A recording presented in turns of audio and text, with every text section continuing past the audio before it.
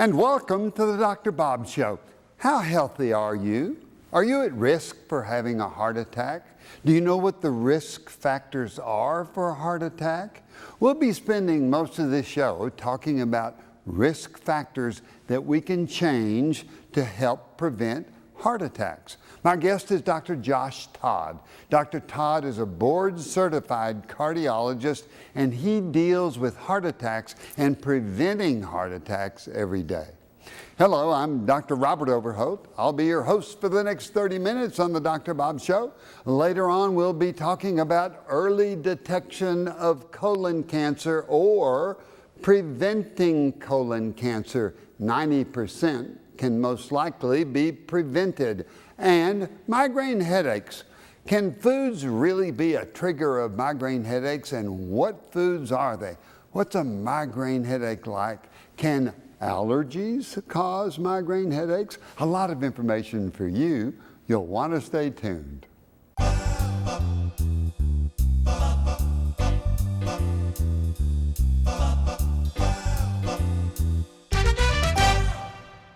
We're talking with Dr. Josh Todd, board-certified cardiologist, and we're talking about risk factors of heart disease and how you can prevent those. Josh, welcome to the Dr. Bob Show. Thanks for having me, Dr. Bob. You're an interventional cardiologist. What does that basically mean?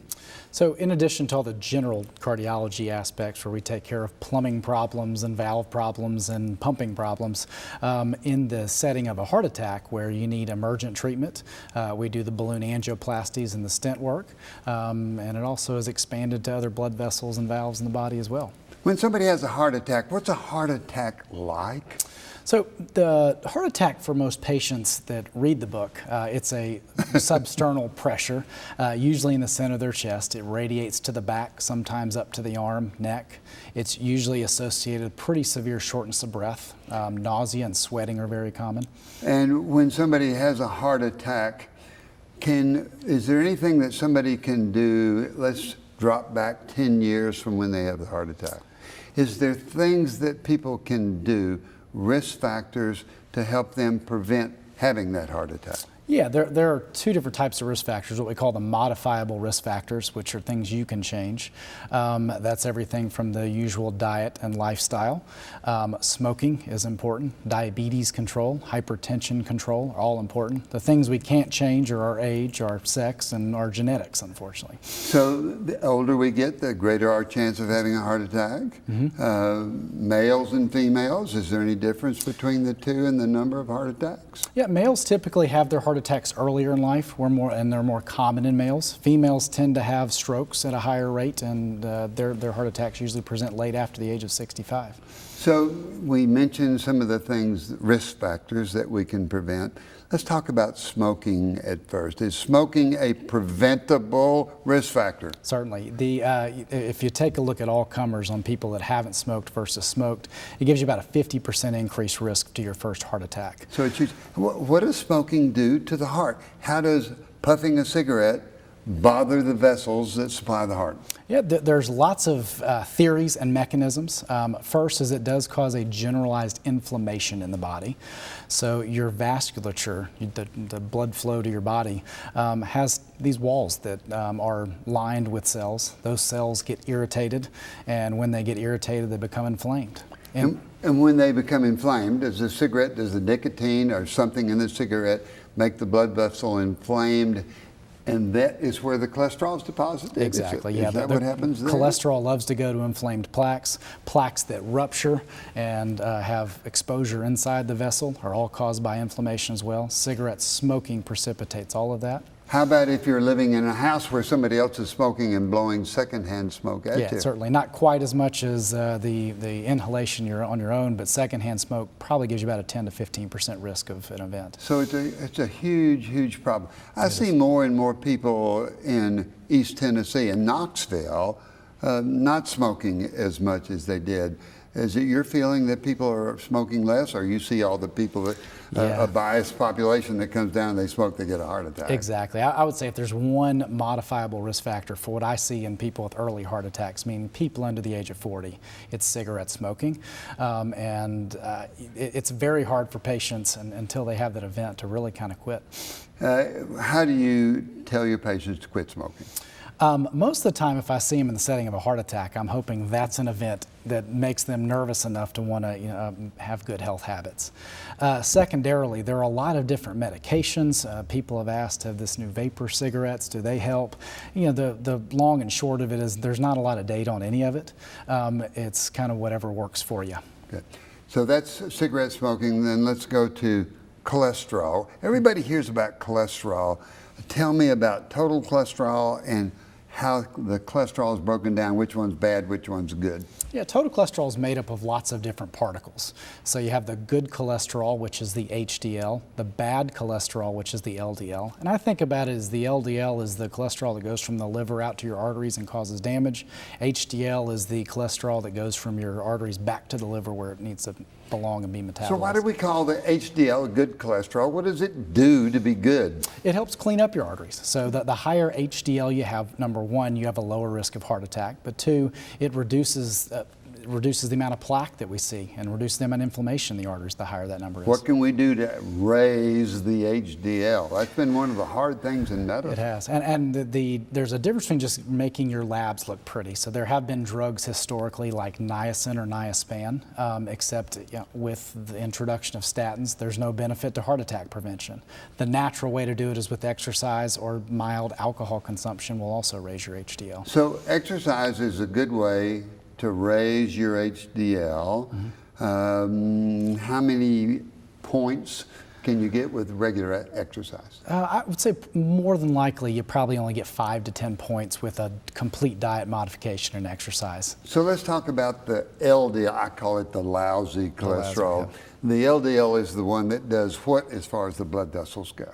So the LDL, there are actually 9 to 10 different particle sizes of LDL in and of itself, so it can get really complicated. There are all these tiny little particles go on the walls of the arteries and start to occlude it, and when they get occluded, that's when we get those symptoms of angina So or when chest pain. you occlude the blood vessel, you're talking about the coronary vessel. Exactly. What does the coronary vessel do to the heart? I think some people really don't know that. Yeah, now the coronary arteries are the only blood supply. It's the sprinkler system for the heart. And so That's a good description. I like that. when the sprinkler system gets blocked up, the grass doesn't Doesn't like it. And so that angina pain, and angina is a fancy term for you're getting pain in your heart muscle because there's not enough oxygen. And those type symptoms typically occur when the heart has to work harder. You exercise, you exert yourself. So the LDL will deposit in the coronary arteries, will narrow them with a plaque, or suddenly it breaks loose and you've got like an airbag that blocks it? Yeah, both things happen. Most patients who have symptoms with heart attacks, usually it's a plaque rupture that causes the heart attack. Only about 20 to 30% of heart attack have this gradual or progressive narrowing of the artery that finally becomes significant. So what do we do to lower the lousy cholesterol? Get it lower. We want to get the good cholesterol higher and the bad lower. What can we do? It's the same answer. It's medications, it's diet, it's exercise. So medications, diet, and exercise. And we'll get into that a little bit more. What are the medications that will lower the lousy cholesterol, and does that do as good as regular exercise? Yeah, so the data in terms of exercise, reduction in events, and somebody who exercises 3 to 4 times a week, you can reduce your chance by 15 to 20%. That's pretty good. It's pretty good. Cholesterol medicines after your first heart attack get you down 30 or 40% in certain trials. So that's even better. Even better, and it's even better when you both. Now, the most cardiologists, I always have a good time at, the most cardiologists take statin drugs or medications that lower the cholesterol. Yeah, there's been a little bit of a recent press in that early statin use does increase your risk of diabetes. So I think people are stepping back a little bit from giving statins and putting them in the water. But we do have now a risk score that selects out patients who are higher risk of having cardiovascular events, heart attacks and strokes. That's now how we decide how to put somebody on a statin or when and why.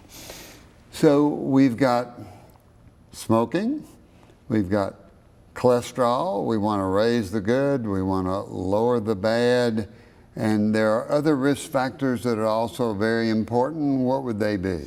Weight is one of them. And that's what we're going to be talking about when we come back. We're going to be talking about the other risk factors other than cigarette smoking and cholesterol. We'll be talking about high blood pressure, we'll be talking about obesity, and we'll be talking about sedentary lifestyle. That's where we get into the meat of how to stay healthy. You'll want to stay tuned.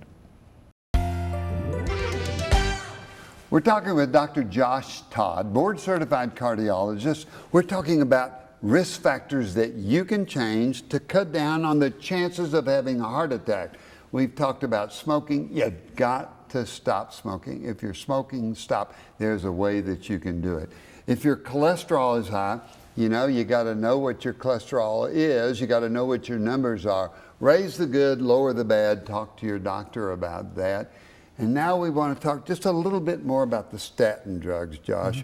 What are the main, there's no free lunch on medicines. What are the major side effects, the bad side effects of statin drugs? Well, I do think statins have got a reputation, and they get blamed for a lot of side effects. We've got lots of clinical trials showing they're pretty safe. There are some situations that you really need to watch for. The most common complaint I hear is muscle aches, and it's usually in the thighs or the shoulder, and it's an all-the-time kind of muscle ache. It's not joint pain, but it's really just kind of deep down in the muscle.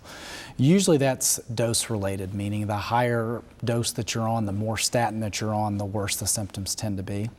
There have been some trials looking at an herbal medication called coenzyme Q10 that can help with that, and 200 milligram dosing in about 60% of patients. So is it dangerous to have the muscle pains? It's not dangerous. Your doctor should check a muscle test called a CPK and liver function test also to make sure. But if those are normal, statin-related myalgias usually can go away or they can be tolerated. So know that it's like everything else. You have to work out your medicines. You have to know the side effects, talk it over with your doctor. Let's switch to blood pressure.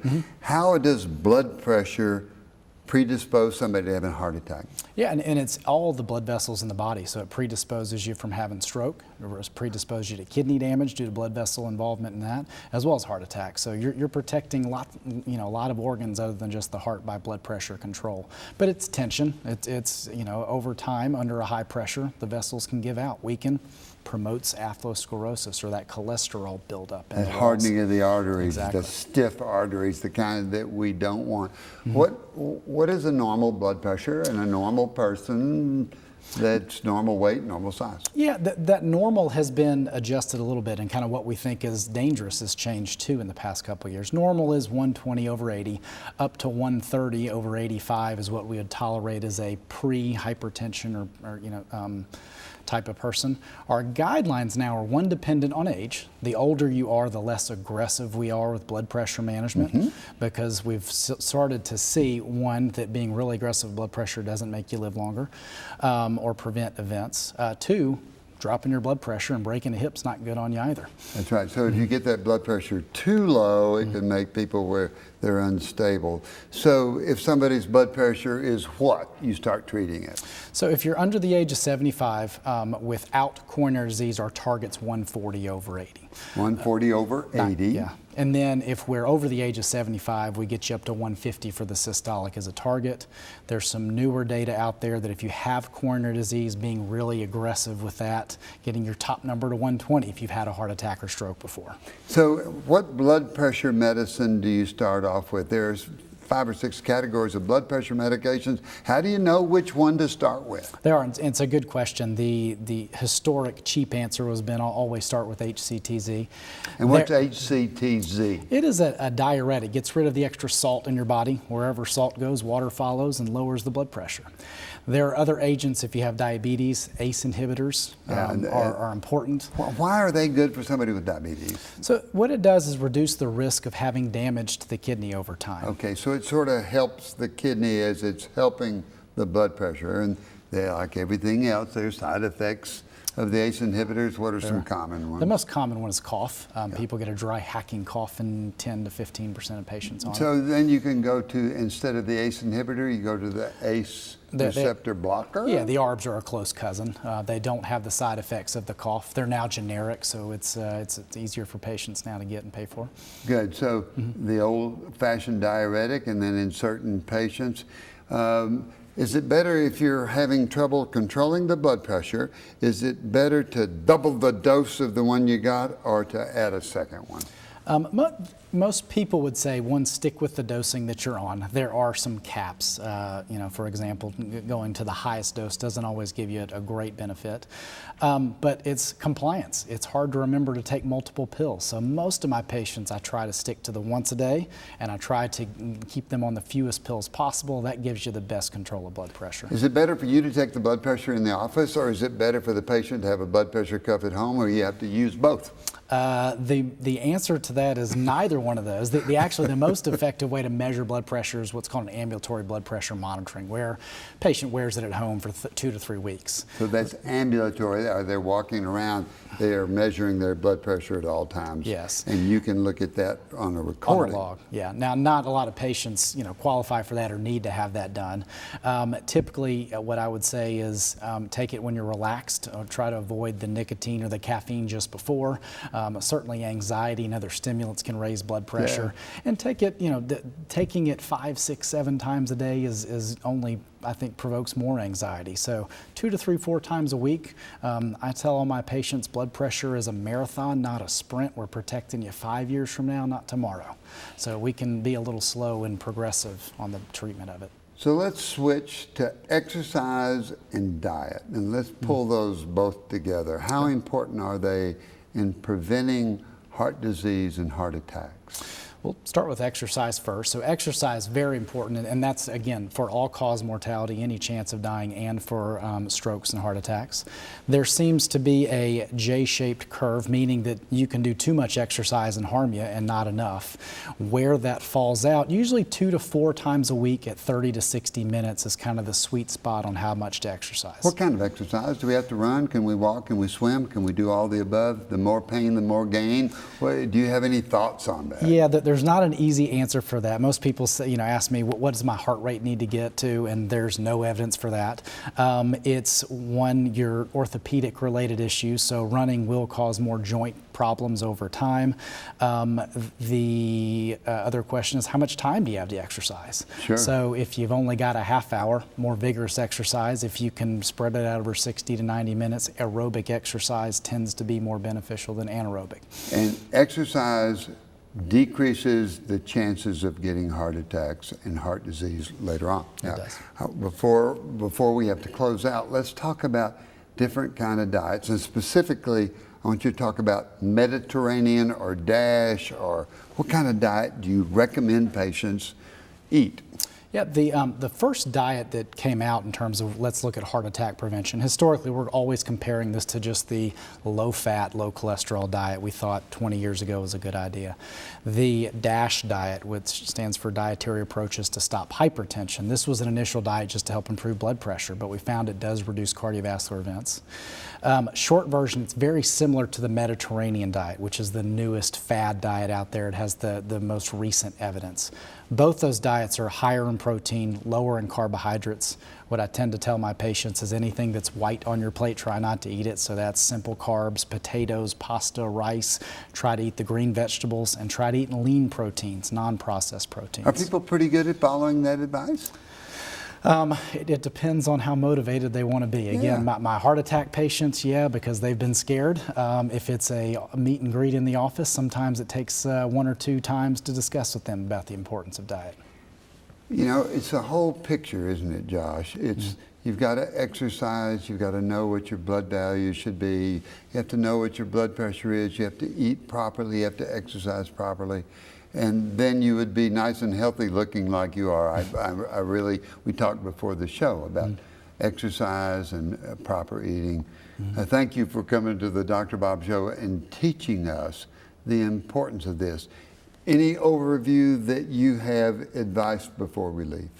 I think, again, what it comes down to in terms of diet, exercise, and blood pressure, again, one is everything in moderation. We talked about portion control, that's important. One, it's important to have a doctor to prescribe these medicines. And two, I think if you're smoking, got to stop it. When should you start working on these risk factors? That is the big question of the day. For aspirin prevention, people have started to push that up. Blood pressure control, it gets earlier in life. Cholesterol is all based on a number of risk factors. I would say it kind of depends on what your medical conditions are. Earlier is better. And I usually say there's nothing like today and tomorrow to get started on exercise and eating right. Josh Todd, you're a great teacher. Thank you, Dr. Bob. Thank you for coming to the Dr. Bob Show and helping us. Fabulous. Know that you can help prevent heart attacks in the future. Think about it. Think about your lifestyle and what you're doing. And now we're going to want to stay tuned because we're going to be talking about early prevention or detection to prevent colon cancer and migraine headaches. Can foods be triggered? Can allergies be a trigger of migraine headaches? A lot of information for you. You'll want to stay tuned.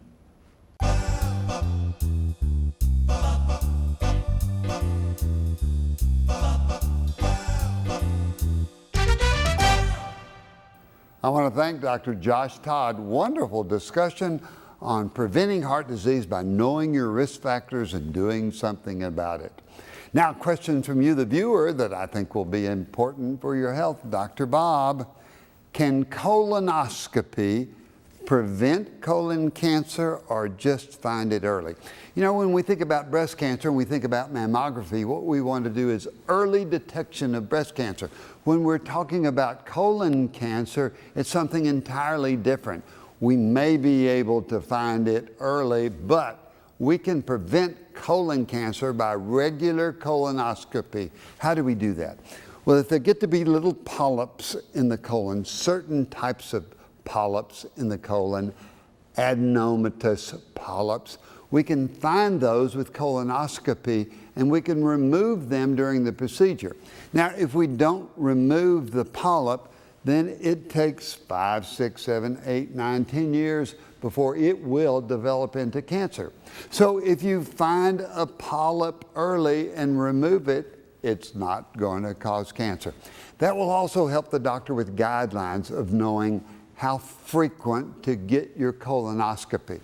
Essentially, we want to start at age 50 with your first colonoscopy. However, if you've had a colon cancer before, or a close family member has had it, or you've got some heredity problems with polyps, you and your doctor will work out earlier and more frequent colonoscopy.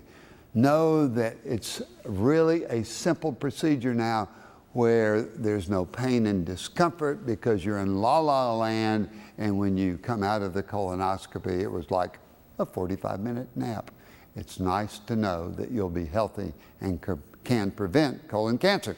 Question number 2, Dr. Bob, can foods trigger migraine headaches?